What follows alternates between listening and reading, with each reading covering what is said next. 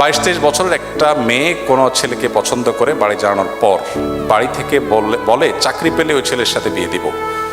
ছেলে মেয়ে এক বয়সের এবং ছেলের পড়াশোনা শেষ করে চাকরি পেতে অনেকটা সময়ই লাগবে। মেয়ে অনেকবার বাড়িতে বোঝানোর চেষ্টা করার পরও বিয়ের জন্য রাজি হয় না, বরং মেয়ের মা রাগ করে বলে নিজে নিজে বিয়ে করে নিতে।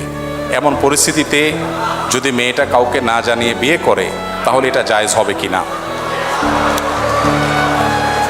খুব কমন পড়ে গেছে নাকি? এত খুশি হওয়ার কারণ কি?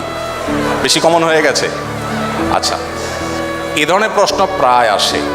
10টা আসলে একটার উত্তর দেওয়ার চেষ্টা করি, তারপরে এটা গুরুত্বপূর্ণ বলতে হবে। খুব অল্প করে বলি।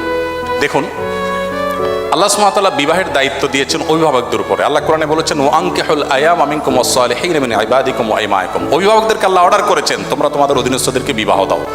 নবী সাল্লাল্লাহু আলাইহি সাল্লাম বলেছেন, তোমাদের সন্তানরা যখন বিয়ের উপযুক্ত হবে, প্রাপ্তবয়স্ক হবে, তখন তাদেরকে বিয়ে দিতে দেরি করবে না। যদি করো, তারা যদি হারামের পথে পা বাড়ায় এবং সমাজে বিশৃঙ্খলা তৈরি হয়, অসুবিধা তৈরি হয়। সেদিন কোনো একটা ইউনিভার্সিটিতে এটা নিয়ে আলোচনা করার পর ভিসি মহোদয় আমাকে আলোচনার পর বললেন যে আপনাকে স্পেশাল থ্যাঙ্কস এই প্রশ্ন উত্তর দেওয়ার জন্য, কারণ প্রতিদিন এটার বিচার করা লাগে।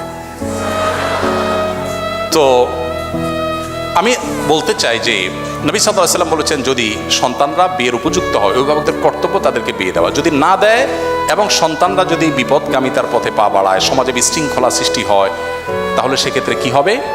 তাহলে সেক্ষেত্রে যে ফিতনা, ফাসাদ, অনাচার হবে, এগুলোর দায় অভিভাবকের উপরে বর্তাবে।